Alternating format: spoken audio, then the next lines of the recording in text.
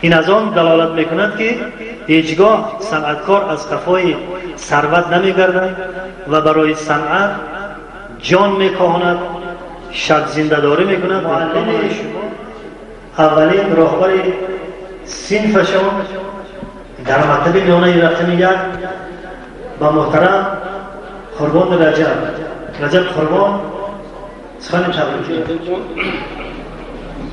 السلام علیکم دوستان عزیز، میهمان محترم. قیامالدین جان، شما رو با این عنوان بلند تبریک میگویم از نوع بچه‌های آچه.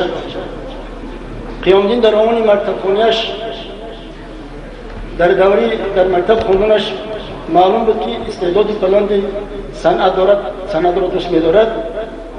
همین بود که در مکتب تمام محفل‌هایی که در مکتب تشکیل می‌دادند، البته بیچاره‌شون با سرداری این کسب بودند.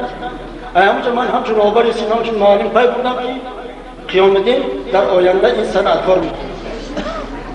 قیامالدین نه در مکتب نظم صنعتکار بود، بلکه بسیار هم نظم می‌کرد. یکی از طلبه پیشقدم اومد در تمام کارهای جمعیتی اشتراک می‌کرد. یک خصلتی که قیامالدین است که بعد از مکتب سال 63 و من مسئله معلم باید با بچه‌های آچه در سین می‌خونیم، باید یک وقت دیگر رو فراموش کنیم، چون این وقت مکتب سین‌ها از تمام نوعی پیداکار جمع شدند، از تمام شعبه‌های پیداکار جمع شدند.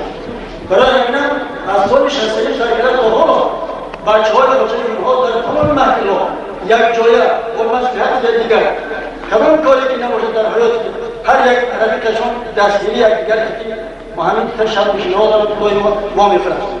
قیامالدین جان، با این عنوان شما را مبارکباد میگم که الهی باز اینم بلندتر کننده صنعت را بلند پردازد. تشکر.